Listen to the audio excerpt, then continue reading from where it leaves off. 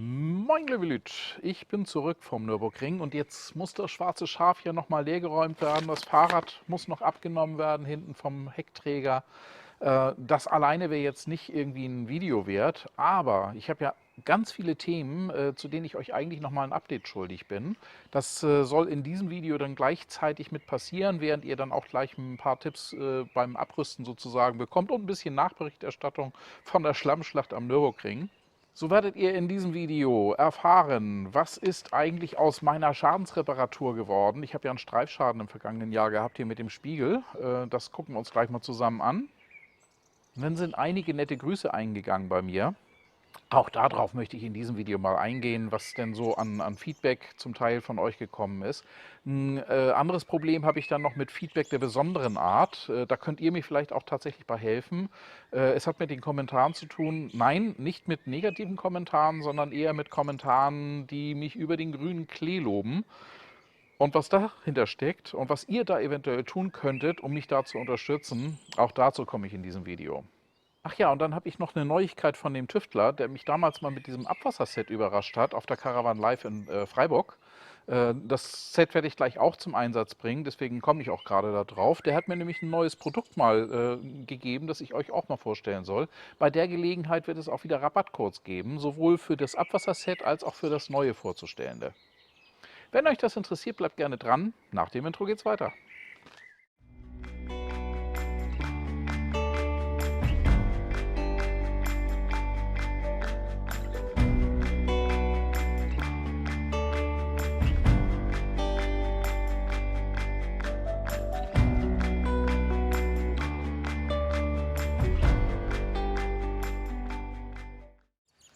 Das war eine ziemliche Schlammschlacht und die Schuhe hier, die habe ich schon geputzt, intensiv geputzt, um nicht eine komplett verkrustete Schlammschicht drauf zu haben. Ganz ähnlich sieht es hier mit dem Fahrrad aus.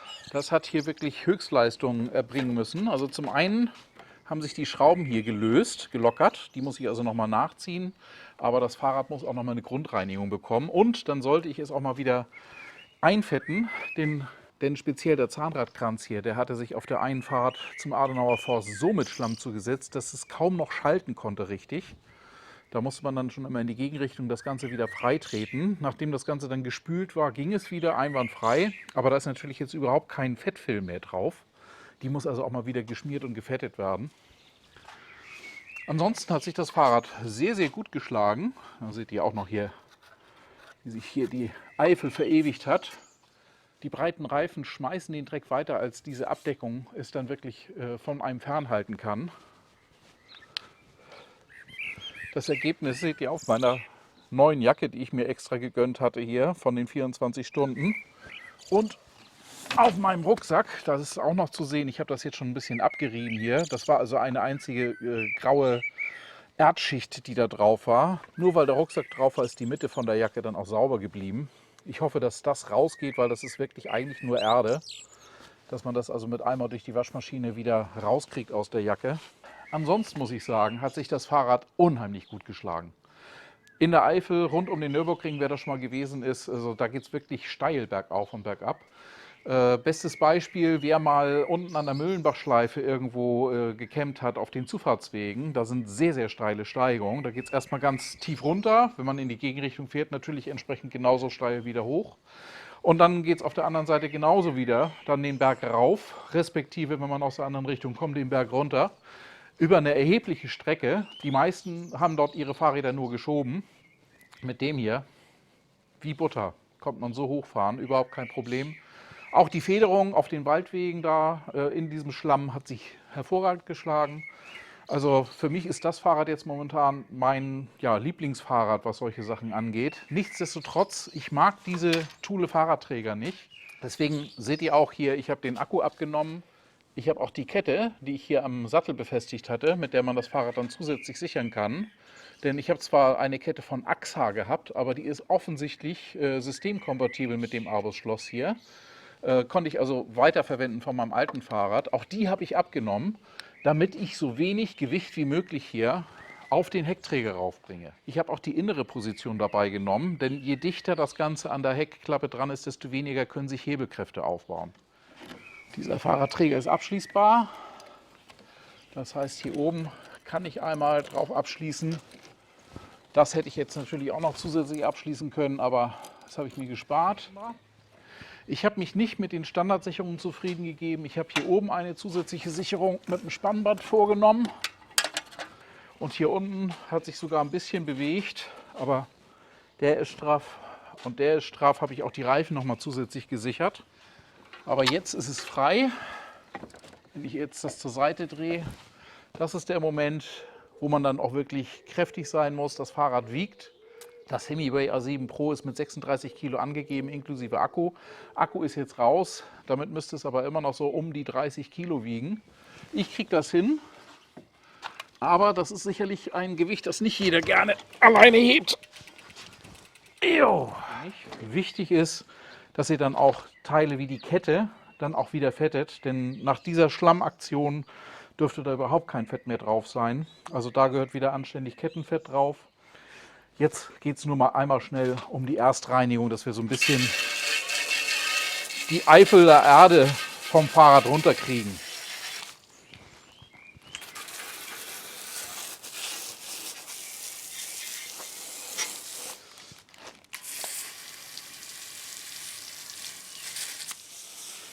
Kommt auch noch richtig Schlamm raus hier vorne. Ich habe eine interessante Stelle entdeckt dabei. Den Rest mache ich später. Der Einsatz sollten wir mal jetzt nicht verheimlichen. Der Einsatz am Nürburgring ist wirklich ein Extremeinsatz gewesen. Für moderates Gelände, für nicht asphaltierte Wege ist das eigentlich nur gedacht, das Fahrrad.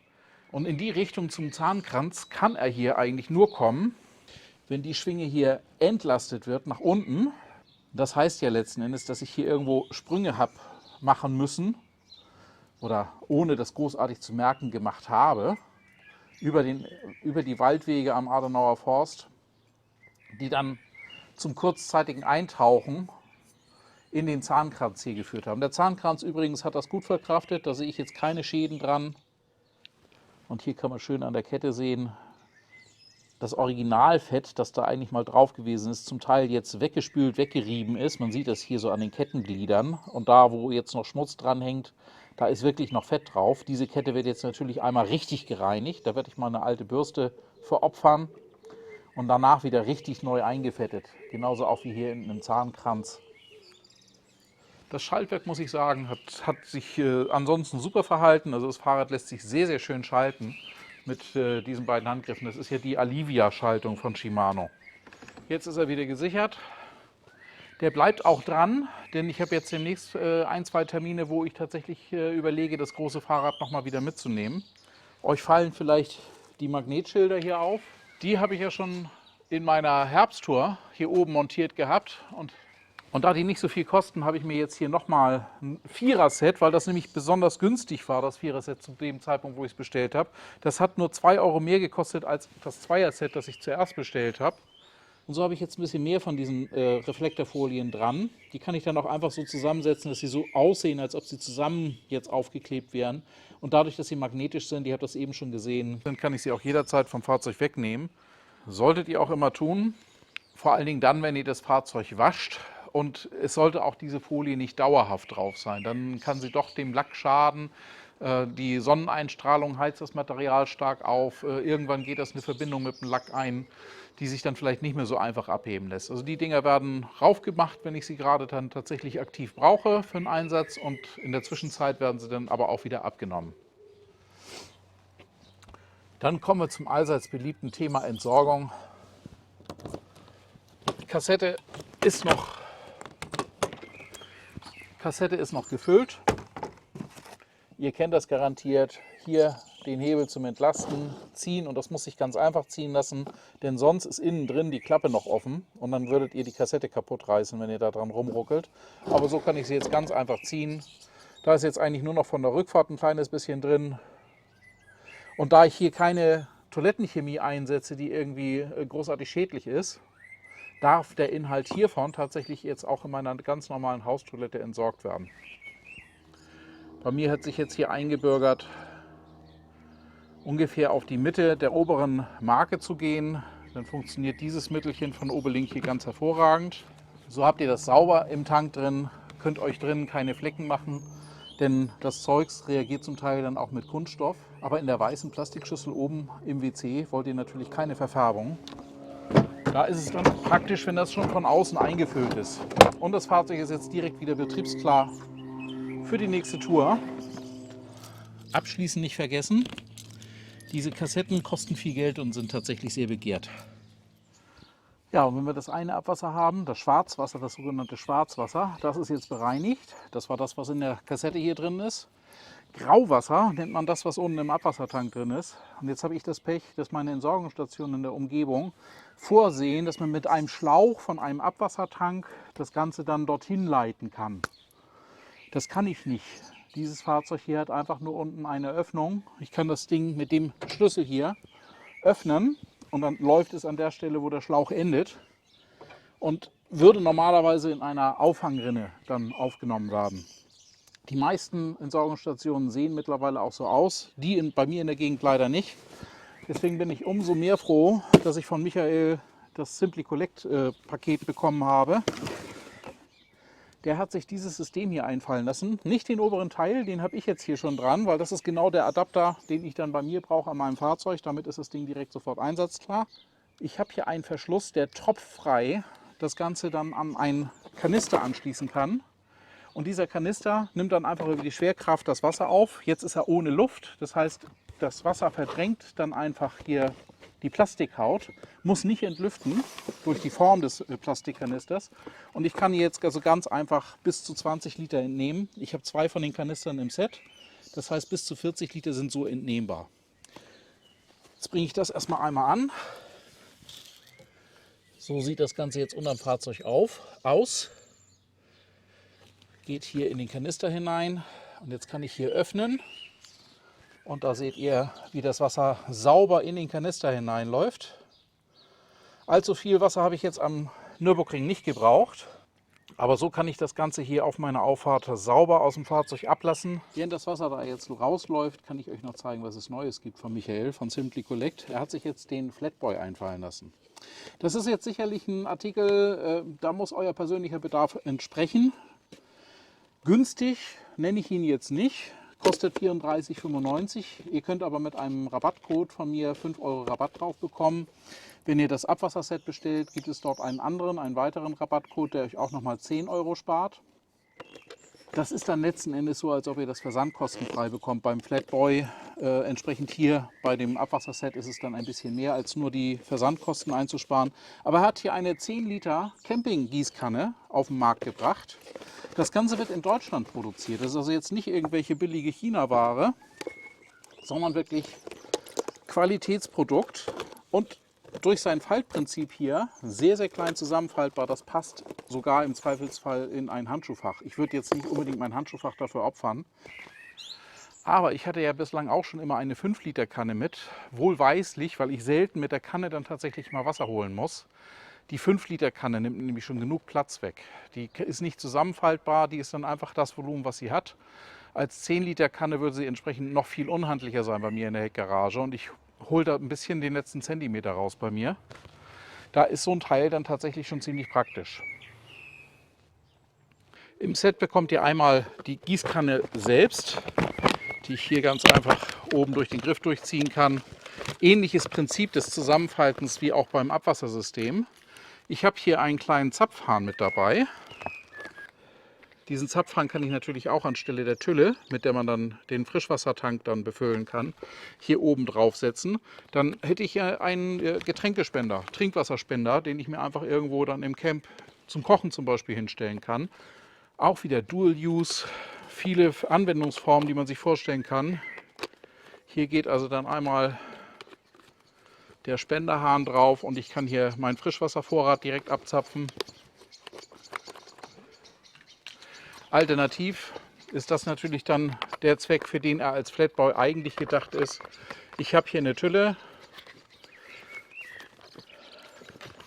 die auch extra zuschraubbar ist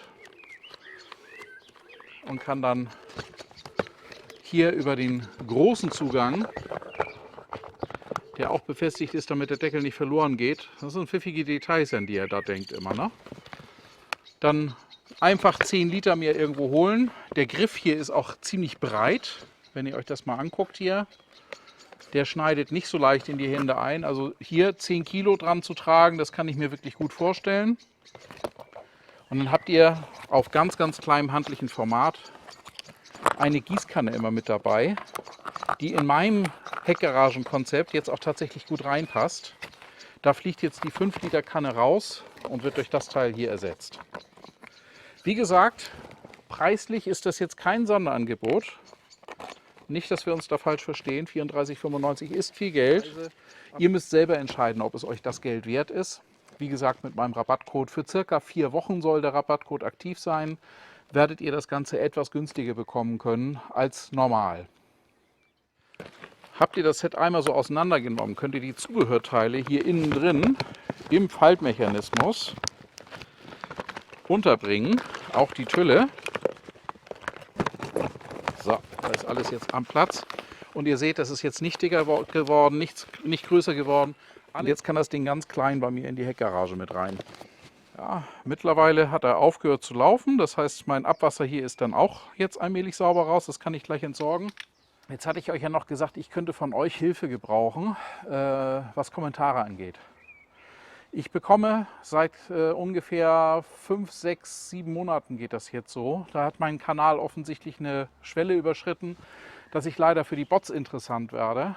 Unter jedes neue Video ganz schnell Posts von neu angelegten Kanälen. Auch das scheint per Bots zu passieren und dort wird dann eigentlich letzten Endes über ein Profilbild, das neugierig machen soll. Ich blende euch hier mal ein paar Exemplare davon ein. Sollt ihr verlockt werden, dieses Profilbild aufzurufen und auf dem Profilbild ist dann natürlich ein Link zu einer YouTube-externen Seite mit zweifelhaftem Inhalt. Meistens sind auch noch so 2, 3 Videos mit darunter, die ebenfalls eigentlich nur den Zweck haben, euch zu verlocken, da euch auf dubiose Seiten verführen zu lassen. Nicht, dass ich jetzt irgendwo da der große Moralapostel bin und mich an den Bildern störe, aber diese Seiten haben auch oftmals Schadsoftware und so weiter drauf. Ich finde das überhaupt nicht toll, dass die jetzt da einen Weg gefunden haben, sich am Algorithmus irgendwie vorbeizudrücken, denn YouTube bekommt dieses Thema aktuell scheinbar nicht in den Griff. Es dauert wirklich nach dem Veröffentlichen eines neuen Videos oftmals nur eine Minute und ich habe die ersten beiden Kommentare da. Immer wird mein Inhalt über den grünen Klee gelobt. Oh, ihre Inhalte sind so inspirierend und hast du nicht gesehen. Es ist nicht immer so, dass ich nach dem Hochladen selber auf den Knopf drücke und sage, jetzt steht das öffentlich, sondern es ist oftmals einfach so, dass es geplant ist auf die Veröffentlichungszeit und dann bin ich nicht immer in der Lage, mich unmittelbar sofort um meine Kommentare zu kümmern. Wenn ihr also eins von meinen Videos seht, als einer der ersten und ihr in die Kommentarspalte reinguckt und ihr seht solche Inhalte, neben jedem Kommentar sind 3 Punkte so als Menü, die müsstet ihr eigentlich auch aufrufen können und damit müsstet ihr einen Kommentar melden können. Ich melde solche Kommentare immer mit Spam, sexuelle Inhalte und sperre dann diesen User auch direkt auf meinem Kanal aus. Ihr werdet wahrscheinlich nicht ganz exakt dieselben Möglichkeiten haben, aber ihr werdet auch entsprechende Meldungen an YouTube absetzen können und damit könnt ihr mir helfen, dass wir dieser Kommentarflut da Herr werden, dass wir das mal ein bisschen loswerden. Jeder Klick von euch hilft mir da. Vielen Dank für die Unterstützung. Und wo wir bei Unterstützung sind, vielen lieben Dank für eure zahlreichen E-Mails, eure Kontaktaufnahmen, wo ihr bei mir was nachfragt, wo ihr euch zum Teil einfach mal für Inhalte bedankt. Sind wirklich Highlights mit dabei für mich, mache ich gerne, ich antworte auch gerne, ich helfe euch gerne, soweit es meine Zeit natürlich zulässt. Also kann auch mal ein paar Tage dauern, bis ich dann mal wirklich die Zeit finde, auf eine Anfrage dann zu antworten. Aber ich freue mich immer darüber, das sei mal an dieser Stelle gesagt. Ihr erinnert euch vielleicht noch, diejenigen, die es gesehen haben, an meine USA-Tour. Da habe ich in Seligman und an einem weiteren Ort in den USA einen Aufkleber von mir hinterlassen an einer prominenten Stelle. Und in dem Video habe ich euch aufgerufen, wenn ihr auch an diesem Ort seid, dann schickt mir doch gerne ein Foto, wie ihr euch fotografiert habt vor meinem Sticker, vor dem Travel With Me Aufkleber, den ich da in Seligman angebracht habe. Das hat jetzt geklappt. Da habe ich jetzt also entsprechend liebe, nette Mail gekriegt. Seid mir herzlich gegrüßt, Thomas und Steffi. Die haben das Ganze entdeckt. Sie haben selber geschrieben, sie hatten Mühe, den Aufkleber zu entdecken, obwohl ich das im Video eigentlich sehr eindeutig gezeigt hatte. Aber man steht dann plötzlich dann doch vor dem Ort und sagt so, ja, wo hat er es noch hingeklebt? und ruft nicht unbedingt in dem Moment das Video auf, sondern sucht erstmal auf dem Fahrzeug, auf dem ich das dann angebracht habe, nach dem Aufkleber. Und so viel sei verraten, es sind viele Aufkleber. Umso mehr hat mich gefreut, dass ihr euch die Mühe gemacht habt, damit ja auch meine Erinnerung dann an meine USA-Tour Route 66 dann nochmal wieder zu wecken. Das Video dazu verlinke ich euch natürlich hier oben nochmal, wo das gezeigt ist mit dem Aufkleber. Und Thomas und Steffi haben auch als Dankeschön ein kleines Aufkleberset von mir zugeschickt bekommen. Ein anderer Zuschauer hat mir aus Saudi-Arabien geschrieben. Der hat sich nämlich das Video angeguckt mit Crash-Sensor, legt euch still, das kann man vermeiden. Auch das Video verlinke ich euch hier nochmal. Da erkläre ich in Bad Bramstedt mit Hilfe meines Lieblingsmechanikers nochmal, wie dieser Crash-Sensor eigentlich funktioniert und wie ihr selber in der Lage seid, den wieder zu reaktivieren, wenn er durch ein starkes Schlagloch ausgelöst worden ist. Das hat ihm tatsächlich, ja, sagt er selber, ein bisschen gerettet, denn er stand in Saudi-Arabien mitten auf einer einsamen Autobahn, hat so ein Schlagloch erwischt, meilenweit kein anderes Fahrzeug, das ihm irgendwie helfen kann. Klimaanlage, wenn der Motor steht, ist natürlich auch aus. Und das kann man sich vorstellen, wenn die Klimaanlage ausfällt, ist es in Saudi-Arabien gegebenenfalls ganz schnell kein Spaß mehr. Er hat sich dann ganz einfach, er hatte noch Internetempfang, im Internet versucht schlau zu machen. Was könnte das denn jetzt sein? Ist sehr, sehr schnell auf mein Video gestoßen, hat dann auch sehr, sehr schnell den Crashsensor gefunden, konnte das Fahrzeug damit wieder in Betrieb setzen und hat mir ein schönes Dankeschön-Foto von seinem Fahrzeug dann aus Saudi-Arabien geschickt. Auch das blende ich hier mal kurz ein. Vielen Dank für dieses Feedback. Und dann möchte ich mich nochmal bei einer Zuschauerin bedanken. Sie weiß, wer gemeint ist. Die hat sich nämlich meine Videos sehr aufmerksam angeguckt, hat meine Vorliebe für Frühstückseier mit einem Eierkocher dann auch bemerkt und ja, dass irgendwie vernünftige Eierbecher bei mir fehlen. Sie hat sich dann wohl daran erinnert, ich habe nämlich selber jetzt recherchiert, es gab wohl früher mal beim Überraschungsei von Ferrero diese schwarzen Schafe. Es gab auch weiße und es gab auch bunte, aber sie hat natürlich die schwarzen Schafe rausgesucht. Ich finde die total niedlich, total knuffig so als Eierbecher. Und damit das eine schwarze Schaf nicht so alleine ist, hat es ein zweites schwarzes Schaf dazu bekommen, nämlich den Schafseher. Der hat hier dann seine Zeitung unterm Arm und eine Lesebrille, die tatsächlich sogar meiner Lesebrille sehr, sehr ähnlich ist. Also farbmäßig auch. Blau, passt alles. Jetzt habe ich also fantastische Eierbecher. Bringt nur 58 Gramm zusätzlich ins schwarze Schaf, deswegen werden die jetzt auch meine Begleiter werden. Nur eine Bitte habe ich. Bitte fühlt euch nicht alle aufgefordert, mir jetzt irgendwo Sachen zuschicken zu wollen. Das ist ein 3,5 Tonnen Fahrzeug. Die Kapazität hier ist sehr begrenzt. Jetzt muss das schwarze Schaf ja sowieso gewaschen werden, weil es vom Nürburgring gekommen ist. Aber hier hat auch schon wieder ein Vogel hingekackt. Was soll das immer? Aber er wird sowieso jetzt gewaschen. Ihr erinnert euch vielleicht an den Streifschaden. Ich habe mit meinem Spiegel Kontakt mit einem Spiegel in der Gegenfahrbahn gehabt. Der ist also komplett abgerissen worden. Die Scheibe hier vorne ist in Mitleidenschaft gezogen gewesen. Da ist also so viel Wucht dagegen geschlagen, dass hier wohl auch von den Glasscherben des Spiegels so viel Kratzer drin waren, die sich nicht mehr aus dem Glas herausholen ließen, auspolieren ließen, dass auch diese Dreieckscheibe hier vorne getauscht worden ist. Dann hatte ich hier von den wegfliegenden Teilen wohl so ein paar kleine Streifer. Vielleicht war das auch der gegnerische Spiegel, der da hier einmal sich dann abgerollt hat. Und ungefähr an dieser Stelle hier war dann eine kleine Kerbe leider genau in der Sicke drin. Und das ist jetzt alles erledigt, das ist jetzt alles gemacht. Da sieht man jetzt wirklich nichts mehr von, weil falls ihr denkt, dass ihr dort etwas seht, dann ist das Staub und Schmutz auf der Karosserie, weil das Fahrzeug jetzt gerade nicht sauber ist. Aber das ist picobello schier geworden. Leider, leider bleibt nicht aus. Es musste ein bisschen Möbel demontiert werden dafür. Das hat aber Gott sei Dank alles geklappt. Das ist also alles picobello wieder in Schuss geraten. Reparaturkosten waren dann insgesamt doch nicht unerheblich. Also meine Empfehlung, schließt eine Vollkasko ab. Die Selbstbeteiligung werde ich jetzt dann wohl tragen müssen. Aber die Vollkasko hat sich an dieser Stelle jetzt gelohnt. Der Schaden belief sich hier auf knapp 4.900 und ein paar zerquetschte für die ganzen Arbeiten. Insbesondere das Lackieren ist heutzutage unheimlich teuer geworden. Das war jetzt das Update-Video, während ich hier dann das schwarze Schaf eigentlich ja klar mache für die nächste Fahrt. Ich muss hier noch eine ganze Ecke drin aufräumen und Schier machen und Bettbezug mal wieder wechseln und alles mögliche, aber das erspare ich euch, da kommt nichts Spannendes mehr bei rum. Wenn euch dieses Video gefallen hat, lasst mir ein Like da, lasst mir ein Abo da. Wer nicht abonnieren will, ist nicht so schlimm, aber ihr verpasst keins meiner Videos mehr und ich freue mich über jedes eurer Abos und ihr verpasst keins meiner Videos mehr. Viele liebe Grüße, auch von den kleinen schwarzen Schafen hier. Bis zum nächsten Mal, euer Michael. Ihr seid echt niedlich, ihr bleibt hier. Schafseher.